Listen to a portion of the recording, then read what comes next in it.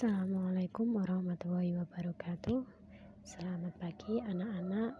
Semoga sehat selalu dan tetap semangat dalam belajar.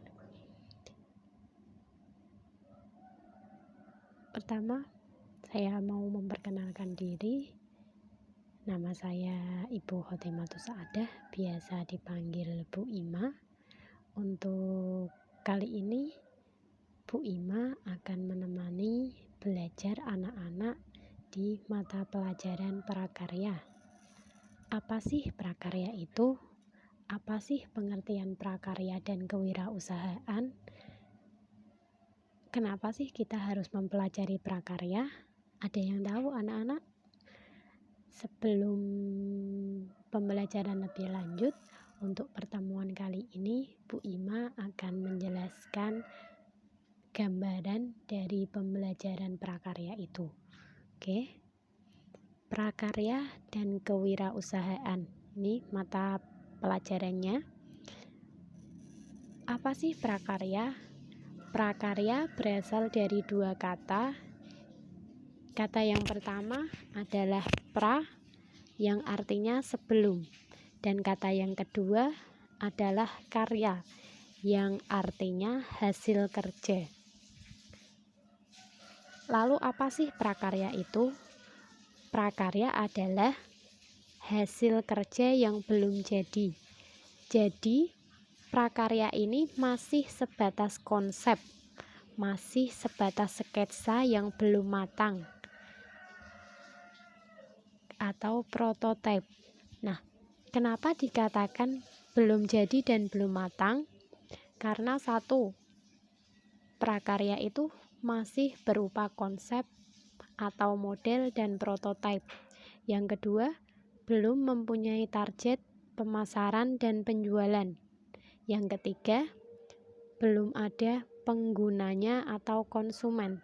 Dan yang terakhir, satu-satunya pengguna adalah pembuat prakarya itu. Yang selanjutnya adalah kewirausahaan. Kewirausahaan berasal dari dua kata. Yang pertama yaitu wira dan usaha. Wira berarti semangat dan keberanian. Usaha berarti kerja atau kegiatan. Kewirausahaan itu maksudnya apa? Kewirausahaan adalah keberanian seseorang dalam melakukan kegiatan atau melakukan sebuah usaha.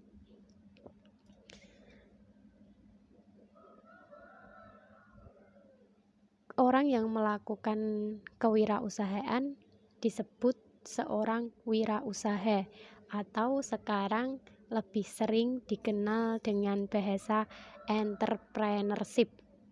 Jadi, kalau ada kata wirausaha itu sama dengan artinya dengan entrepreneurship. Lalu, tujuan dari melakukan usaha, kegiatan, atau kerja dalam arti kewirausahaan itu apa sih? Tujuan dari melakukan wirausaha adalah agar kita itu bisa mendapat income, pemasukan, atau pendapatan. Tujuan dari wirausaha adalah itu.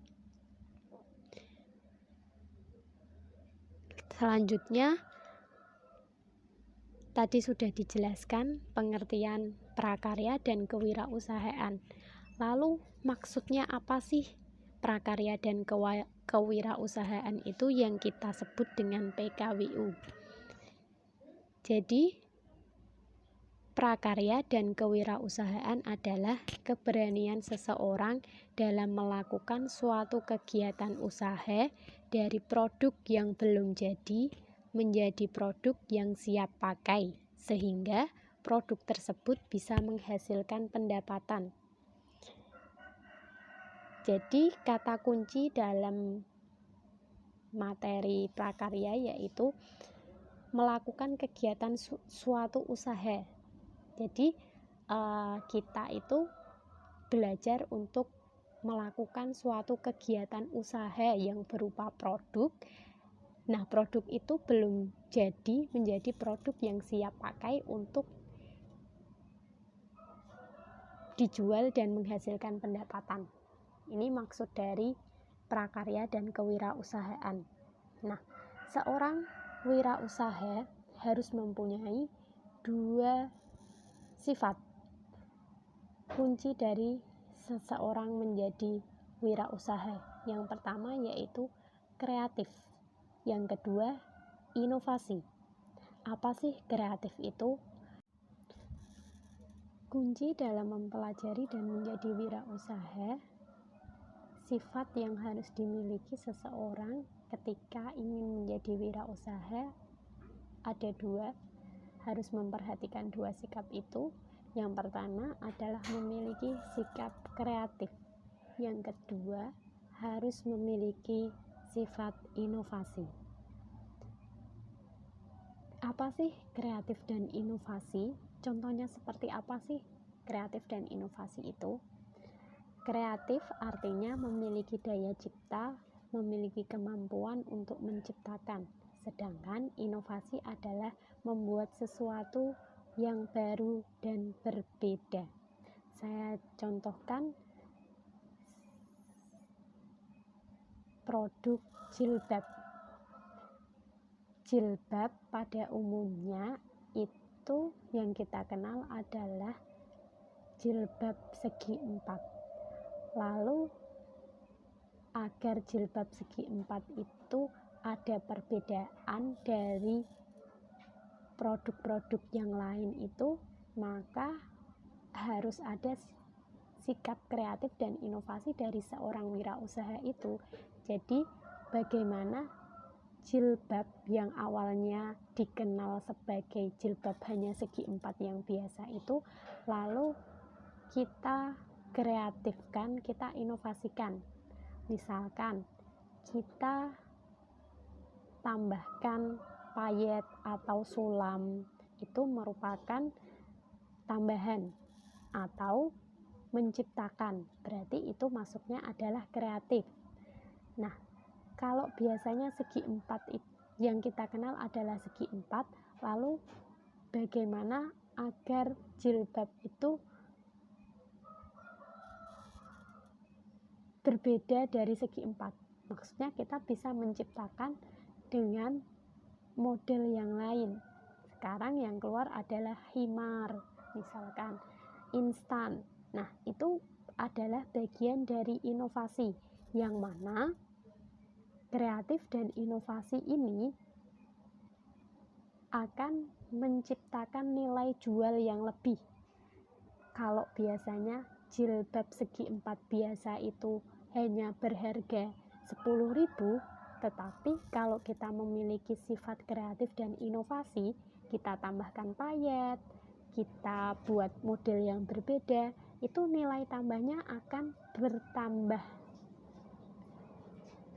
Yang awalnya harga jualnya 10.000, karena sudah kita tambahkan kreativitas dan inovasi kita, jilbab itu akan mencapai harga hingga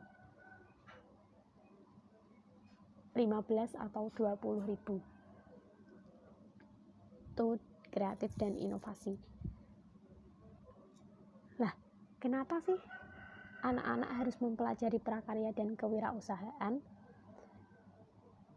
Jadi dalam prakarya ini anak-anak akan belajar bagaimana cara membuat produk, merencanakan produk.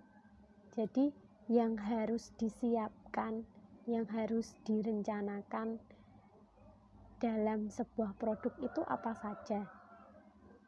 Menciptakan suatu karya dengan mengembangkan ide dan kreativitas. Ini kaitannya dengan kreativitas tadi. Jadi pada intinya dalam prakarya ini kalian dituntut atau kita belajar bersama untuk kreatif, sehingga karya yang kita hasilkan memiliki nilai serupa dan bahkan lebih tinggi. Ini tujuan dari prakarya. Nah, jadi ini menjadi pertanyaan untuk anak-anak. Kalian siap nggak belajar sebuah produk kewirausahaan yang mana kalian dituntut untuk kreatif? ketika sudah kreatif dan inovasi, sudah mau menciptakan suatu usaha, akan menghasilkan income atau pendapatan. Itu tujuan dari prakarya. Nah, yang terakhir, apa aja sih yang akan kita bahas selama 1 semester ini? Gambarannya apa aja sih, kita akan mempelajari apa saja di dalam prakarya itu.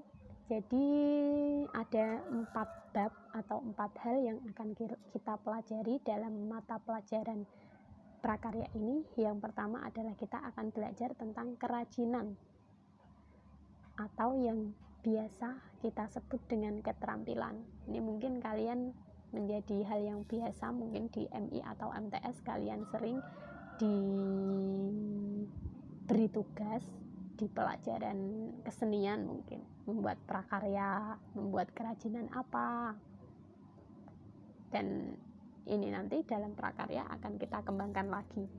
Yang kedua, rekayasa. Rekayasa ini lebih kepada anak teknik dan SMK. Mungkin kita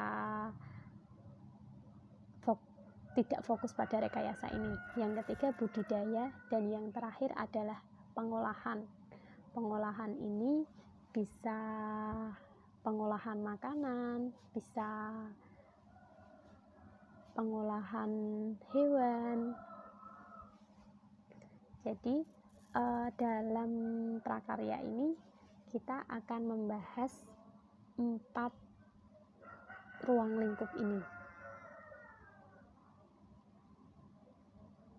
Jadi mungkin ini gambaran untuk kalian.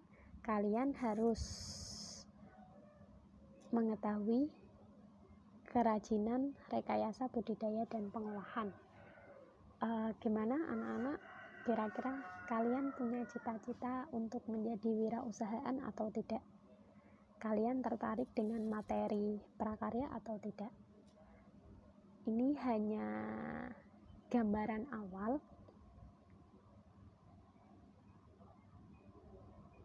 agar kalian tahu prakarya itu seperti apa.